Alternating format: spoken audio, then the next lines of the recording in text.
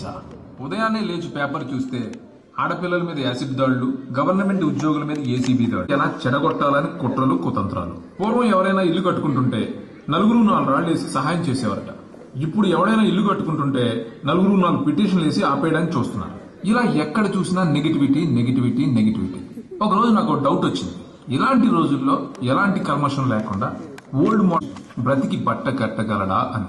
ఆ అనుమానం నుంచి వచ్చిన ఆలోచనే ఈ నమో వెంకటేశ.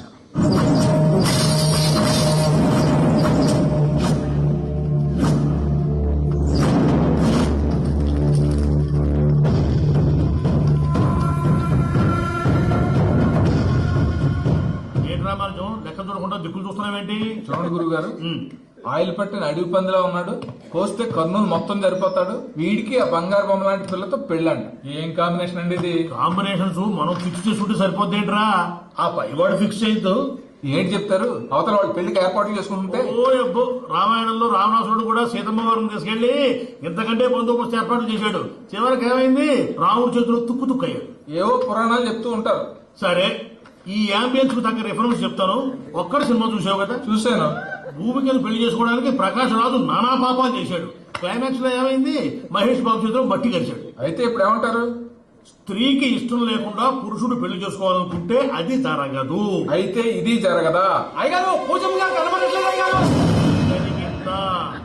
గురుగారు ఎలా చెప్పగలిగారు?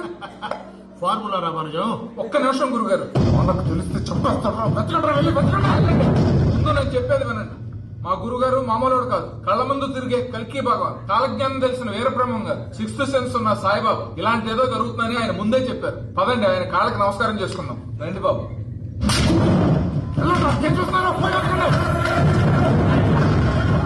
గురుగారు ఇలా కొట్టేశాడు. నిజం చేతుగా ఉంటుంది రామానుజం, అందరూ రిసీవ్ చేసుకోలేదు. వీడి చెప్తే ఎలా ఉంటే ఈ బాబు చెప్తే ఇంకెలా ఉంటుందో.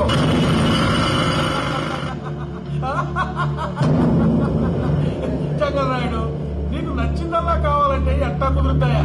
నా క్వారీ నీకు నచ్చింది నిజమే, అందుకని దీన్ని నీకు అమ్మేయాలా? నువ్వు చెప్పేది ఎలా ఉందంటే నాకు నచ్చి నేను అమ్మమంటే నువ్వు అమ్ముతావా? కొన్ని కుదరవు. నీ ధైర్యానికి కారణం గురువారి.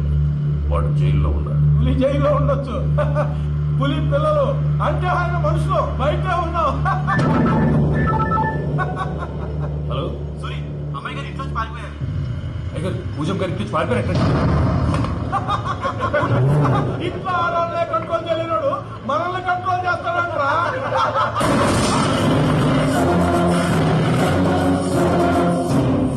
నవ్వుతూ బతకాలరా అంటారు. ఈ నవ్వుతూ చచ్చిపోయాడు.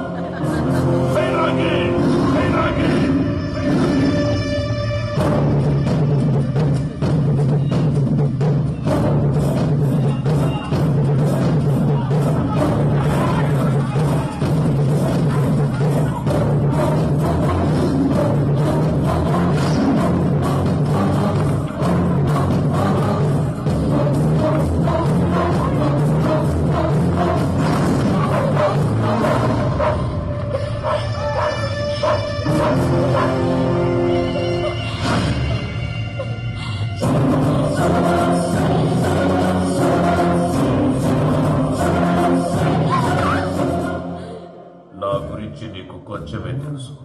పూర్తిగా తెలుసుకోనీకే ట్రై చేయకు. నువ్వెంత ప్రయత్నించినా ఈడ నుంచి తప్పించుకోలేవు. నా కొడుకుతో నీ పెళ్లి జరగాల, జరుగుతుంది. దీన్ని నా దేవుడు కూడా ఆపలేడు.